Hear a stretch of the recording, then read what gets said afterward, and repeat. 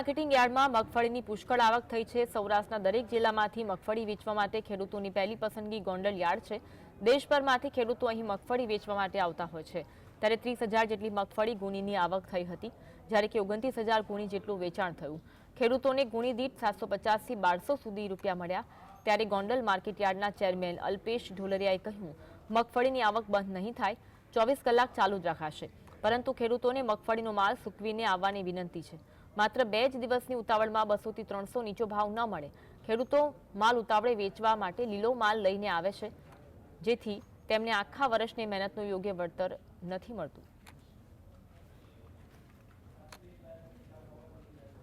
300 રૂપિયા જેવો ભાવ આપણને નુકસાની મળતી હોય તો મારી સમગ્ર સૌરાષ્ટ્રના ખેડૂતોને નમ્ર વિનંતી છે કે માલ ઉતાવળે વેચવામાં લીલો માલ લઈને ન આવે, જેથી કરીને તમને જે મહેનત કરી છે આખું વર્ષ એનું તમને ઉત્પાદનના ભાવ તમને